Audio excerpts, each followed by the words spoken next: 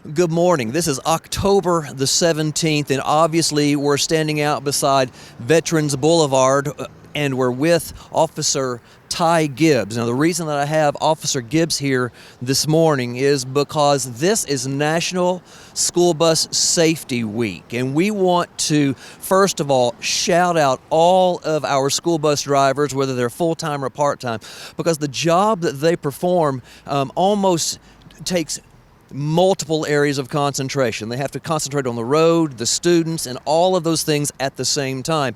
And that can be an overloading job at times, and we really do appreciate them doing that. But Officer Gibbs is here today to help us be able to move past something which you drew my attention to in our conversation just a few minutes ago, the difference in an accident and a wreck. What we want to do is to make sure that we don't deal with wrecks. Instead, we deal with those very limited number of accidents. So Officer Gibbs, how did you describe that a few minutes ago? What's the difference in your opinion between an accident and a wreck? Yes, sir. So a wreck is something that cannot be prevented. It's unpreventable, or it's a preventable thing. A wreck is. Accidents is something that's going to happen, such as animal collisions, going down the road, a tree falls on the vehicle, going down the road, a rock rolls into the vehicle. Those are things that are accidents that can't be, there's nothing can be done about those. Everything else is a wreck, such as following too close, running out of the road, not paying attention. The lack of attention is a big contributor to most wrecks. All wrecks are something that the driver could have done something to prevent it from happening. And so in the school system, we take a lot of effort, we make a lot of effort to prevent wrecks. And one of the things that we continue to run up on is stop arm violations. And the stop arm and all of the lights are an effort to make sure that we're notifying people that are around us that something is getting ready to happen. Particularly, we're getting ready to let off students. But there are some areas where we have more stop arm violations than others. What are those areas in your experience? Within the city limits, inside of town, you got areas where you've got 4-lane roads that has no protected median, nothing that divides the east and westbound or north and southbound traffic. In these areas is where we see most of our stop arm violations occurring. People's not not paying attention, and they're not stopping for these school buses that are letting the children off. Most of this is happening within the city limits. And that's one of the reasons that we're here today, standing at this place, because we have two things that are happening. One, we have regular traffic going down Main Street, and I know that in the afternoons, particularly when the buses are letting off students, there generally is more traffic, and that can be confusing. But also, we're standing beside Veterans Boulevard because we have 4 lanes, and I will confess to you, Officer Gibbs, that's confusing to me sometimes. So let's give who's watching today an opportunity to maybe have a review and a little test. Yes. If you were coming down this road towards town and a bus was in the lanes closest to me and the arm was out and the lights were flashing, should you stop if you're in the opposite lane? Now think about that again. The bus is coming down, you're in the opposite lane, the lights are flashing. Should you stop? Officer Gibbs, what's the answer to that? Absolutely. On this road here, there's nothing is not divided by anything other than a double yellow line going through here. The only time that you're not required to stop, it would be, for instance, in Swain County near West Elementary. You've got a 4-lane road with a what's known as an unprotected median. There's a grass median, if there is guardrail, or if there's a barricade that separates the two directions of travel. The traffic that's required to stop there would be the traffic proceeding in the same direction as a school bus. The traffic traveling opposite would not be required to stop.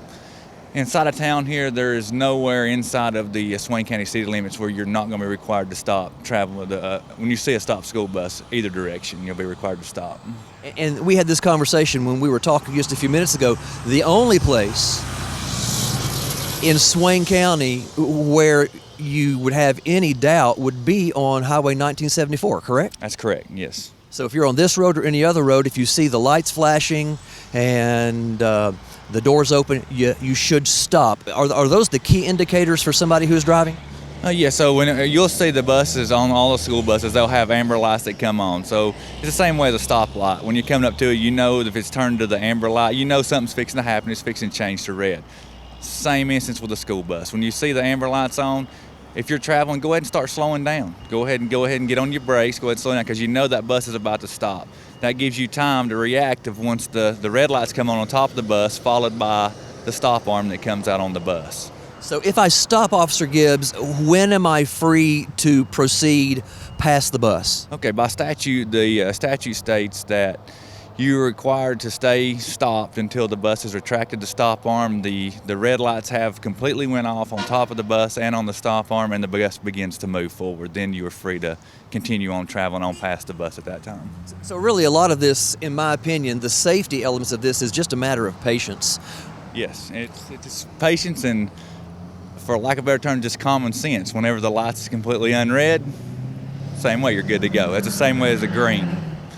And so I just want to remind everyone that, between the hours of 2:30 and 3:30, 3:45, the odds are you're going to see buses on the road. And so we would ask for you to work with us and to help take care of our children, because really that's what this is all about. Now, we could talk about the fact that if you pass an open bus or have a stop arm violation, there's going to be some severe penalties. What might those be? On the first offense of passing stop school bus, it's a $500 fine. It's a mandatory minimum. It's a class 1 misdemeanor charge. You are going to be required to pay that, and it's also 5 points on your license and insurance, which is a substantial hit to your insurance. And I think we were talking about that a little while ago. If you're paying $200 a month on insurance, that's going to exorbitantly increase that, even upwards of $750, $800, $900 a month. It'd be a great increase in your premiums that you're going to be paying for that. But that's really not the point. It's not. The point is we're transporting our kids.